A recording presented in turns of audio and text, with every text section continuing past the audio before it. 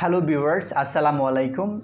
This is Minar once again, a student of Jagannath University, Department of English Language and Literature. So today, আমি আজকে একটা special video নিয়ে এসেছি যেটা খুবই ইম্পর্টেন্ট। আপনারা যে টাইটেল দেখে অনেকে বুঝতে পেরেছেন। সো আজকের ক্লাসটা হচ্ছে কি প্রেজেন্ট, আজকের ক্লাস হচ্ছে কি ফিউচার ইনডিফিনিট টেন্স নিয়ে।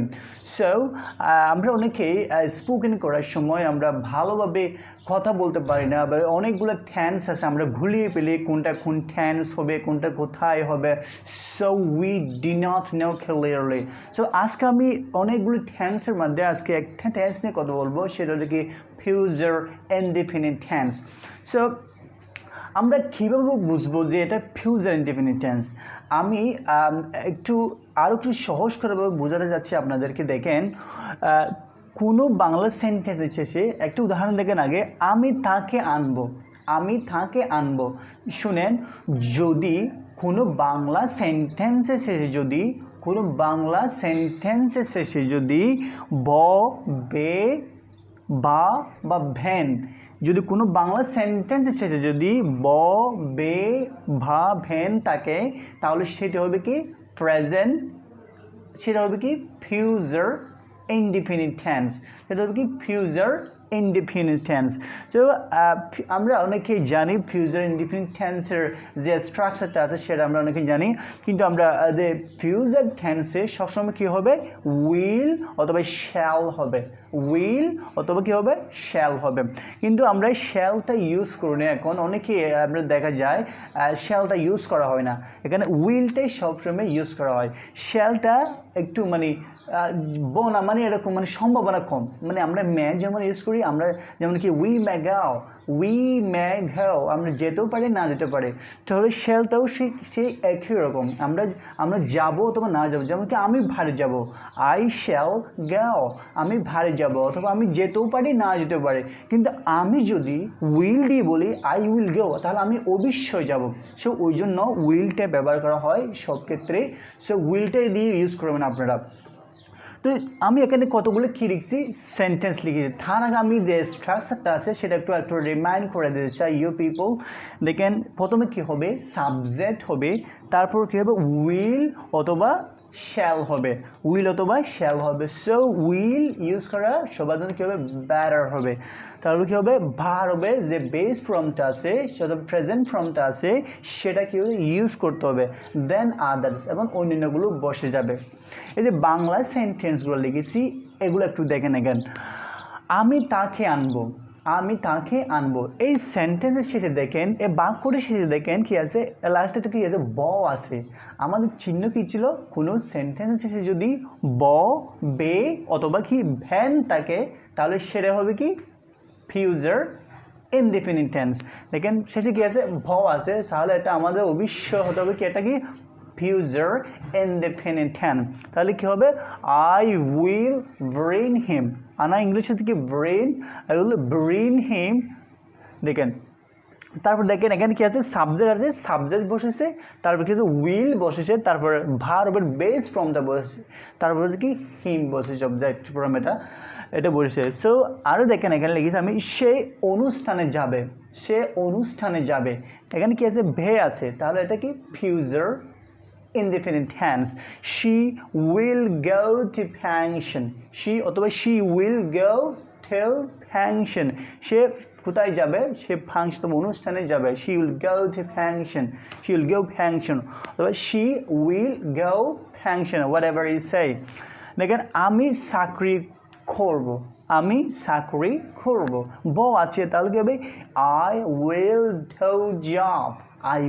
do job. দেখেন, তিনি দেখা করবে, বে আছে, তাহলে কি হবে, হি উইল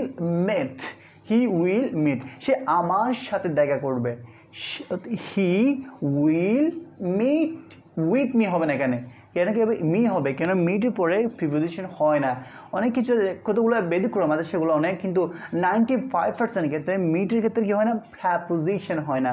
সো আমরা প্রেপোজিশন ইউজ করবো না মিট যদি থাকে। যেমন আমি আমার ভাইয়ের সাথে দেখা করব, ব আছে, তাহলে কি হবে, I will meet my brother, I will meet my brother. আমি আমার ভাইয়ের সাথে দেখা করব। কেন এখানে আমি meet with my brother বলি নাই, ঠিক আছে? You have to remember the some rules at the time of speaking so that you can beautify your speaking style. দেখেন আমি ক্লাস করব, আমি ক্লাস করব, I will do class, I will do class, আমি ক্লাস করব। আমি আজকে শিখব, I will learn today, আজকে আমি ইংরেজি শিখব, today I will learn English, আজকে আমি স্পোকেন ইংলিশ শিখব, today I will learn spoken English, spoken English শিখব। এই যে এরকম আপনি হাজার হাজার সেন্টেন্স আপনি নিজে তৈরি করতে পারবেন যদি আপনি যদি রোলটা যদি ভালোভাবে যদি মাথায় সেট করতে পারেন। আই গ্যারান্টি ইউ পিপল আপনারা অবশ্যই এরকম অনেক সেন্টেন্স মেক করতে পারবেন। বাট আপনি যদি দ্রুত যদি কথা বলতে চান তাহলে আপনাকে প্র্যাকটিস করতে হবে। Practice can bring success in your life because English লিখতে অনেকে পারে, পড়তে অনেকে পারে, এবার কথা বলার সময় কিন্তু আমরা পারি না, আমরা হেজিটেট ফিল করি। সো দ্যাটস ওয়াই প্র্যাকটিস করতে হবে। এই যে আজকে যদি কোনো আপনি আজকে ভিডিওটি দেখার পর দেখেন অনেকগুলো নিজেই সেন্টেন্স তৈরি করেন, যেমন কি আমি আজকে সাগরে পাড়ে যাব, আজকে আমি ওখানে যাব, কিন্তু ব আছে, যদি ব থাকে তাহলে আমরা এই যে স্ট্রাকচারগুলো আমি লিখে দিয়েছি এগুলো অ্যাপ্লাই করেন, যদি প্র্যাকটিস করেন এভাবে দেখবেন 2 দিন পর দেখবেন আপনাকে আর চিন্তা করতে হচ্ছে না, আপনি স্টেপ বাই স্টেপ আপনার কথা বের হচ্ছে, কোথায় উইল ব্যবহার হবে, কোথায় গিয়ে আর কিছু ব্যবহার শ্যাল ব্যবহার হবে সেটা কিন্তু বুঝতে পারবেন অটোমেটিকলি। সো যদি ফিউচার আরেকটা আমরা রুল জানি, সেটা হচ্ছে কি যদি ভবিষ্যতে কোনো কিছু হয় তাহলে সেটা হবে কি ফিউচার টেন্স। আজকে ওটা একদম মাথা থেকে জেনে ফেলেন, যদি সেন্টেন্সে কিন্তু ব থাকে, যদি ভ্যান এরগুলোই থাকে, that's will be the future indefinite. So you have to apply you have to translate the Bengali sentences according to applying these rules, and if you get any the last of Bangla sentences such as bo, ve, etc., so you strive to apply these rules. That's the great convenience in order to you for making a strong sentence in accordance with the grammar.